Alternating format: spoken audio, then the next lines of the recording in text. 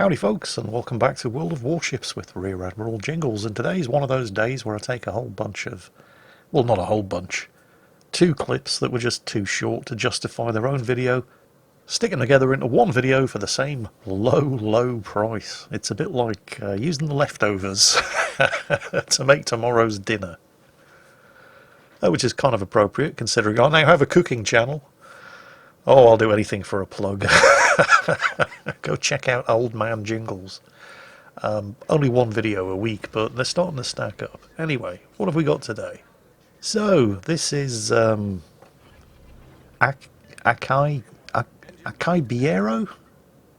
It's Dave, isn't it? Yes, that's right. We all know who it is. This is Dave. He's back. He hasn't been away long, but he's back again. And this time he's in the Pan-European Tier 10 destroyer, the Holland. Oh, check that out on the forecastle of the ship. Anti-submarine rocket launchers. Which is interesting. Interesting? Wow, that's not even England, is it? Yeah, interesting. That's better. Considering the submarine test that's currently running on the test server. So we've got a ship here that actually has forward-firing anti-submarine rocket launchers, and I'll bet you it still only ends up getting depth charges. Wargaming logic. Model a ship, and again, you know, hats off to the art department, they've done their usual outstanding job, but model a ship that comes equipped with advanced, well, not that advanced. They had forward-firing depth charge launchers. Actually, they weren't depth charges, hedgehogs. They actually fired shaped charges ahead of the ship, where you could still track with sonar the submarine, so you knew whether or not your shots were actually landing on target. Because that was the problem with depth charges, because sonar only worked on targets in front of you. So by the time you passed over them, the submarine had that window of opportunity to change its depth, change its course, change its speed, and you didn't know whether or not the depth charges had hit anything, because you lost your track on the submarine once you were in a depth charge firing position. So they go ahead and they model a ship that actually has forward-firing anti-submarine weapons, but I'll bet you it doesn't get them. I'll bet you it still has to use depth charges. Anyway, getting ahead of myself. None of this has absolutely anything to do with what you're about to see. Now, this is another one of those battleships that just insist on sailing in straight lines. Hello, Mr. Grosser Kurfürst. Yes, you're spotted. Yes, you're being targeted. Yes, you're being shot at. Do you have time to talk about our Lord and Saviour, the A, S and D keys? You may have heard of them. They're closely related to the W key, which I can see you're closely acquainted with. No, wait, hear us out. A, S and D are closely related to the W key. They just work in a slightly different fashion. What's that? You gave it the office? Okay, fine. We'll try next door instead. The Holland launches 10 torpedoes at once, and they're extremely fast, but individually they don't do a lot of damage. When all 10 of them hit, however,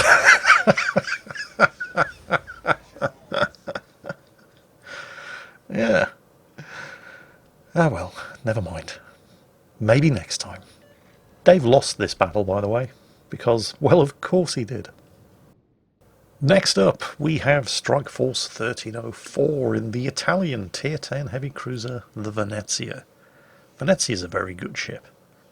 It's extremely popular in competitive play for very good reason. I don't know if you've ever watched any competitive World of Warships like the King of the Sea tournament, but it tends to be the case that when a target pops up, you have seconds to shoot at it before it either gets into cover or goes undetected again.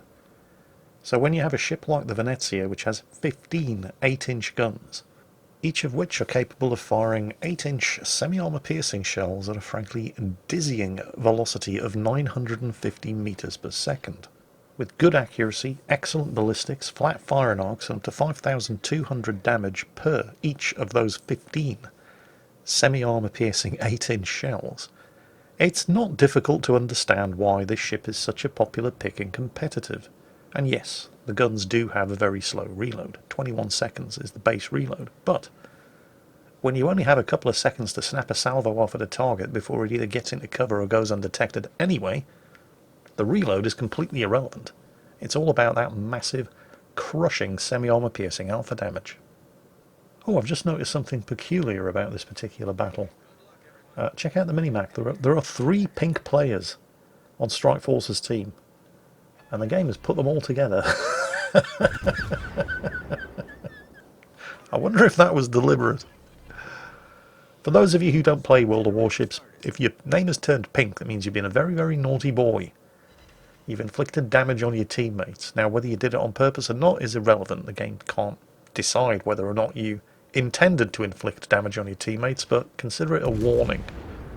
Not just for you, but for anybody around you, particularly if you're a pink ship that's armed with torpedoes. I tend to get very nervous if there's a pink ship behind me armed with torpedoes. I'll try to give them as wide a berth as possible under all circumstances. Because generally speaking, if somebody's inflicted damage on a teammate in World of Warships, they usually haven't done it deliberately. They've just been reckless. They haven't paid attention to what they were doing, and it's usually with the torpedoes. Still, better safe than... Oh shit, look at that. 8 penetrations, 11.4k damage on the Riga. The semi-armor piercing on these ships really just takes no prisoners. Oh, that Riga's in a lot of trouble now. He's too far forward. That's his problem. That's what's going to get him killed here. He can't turn left or he's going to ground against the island, broadside on, and be a sitting duck for everybody shooting at him. And if he turns right, well, the first thing that's going to do is take him even closer to the ship shooting at him and then expose his broadside as he attempts to disengage. So all he can really hope to do...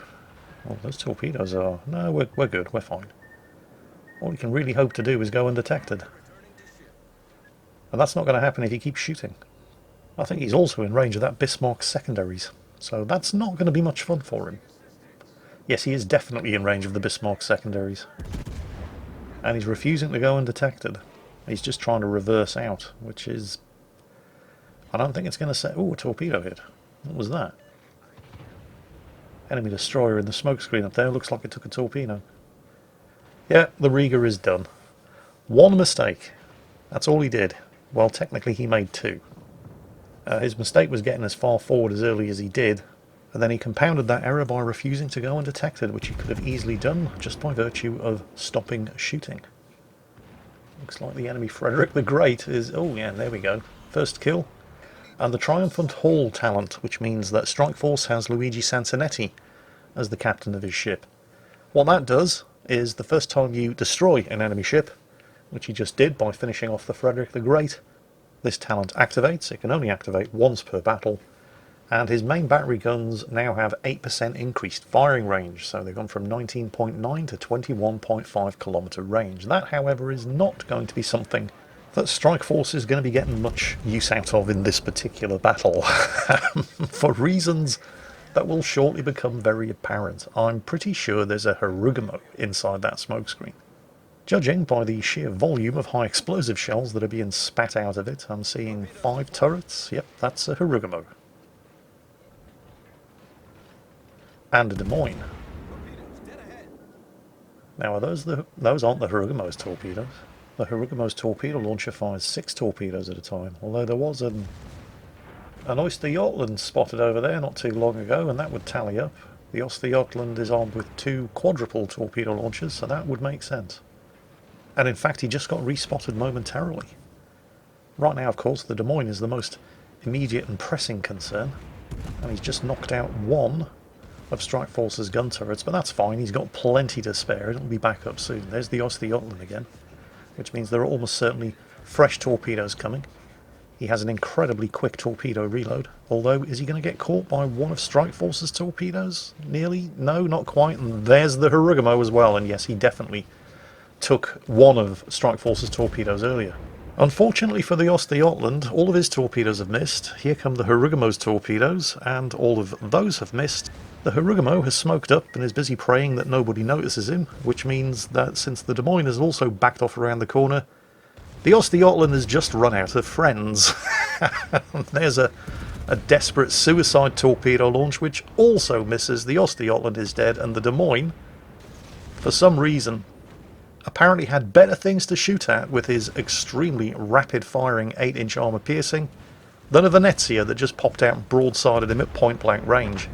Admittedly, it was extremely unlikely that the Des Moines was ever going to survive a close-range torpedo drive-by like that, but if he'd been paying attention, he could have killed Strike Force before the torpedoes landed, but, well, he had better things to shoot at, and now he's dead.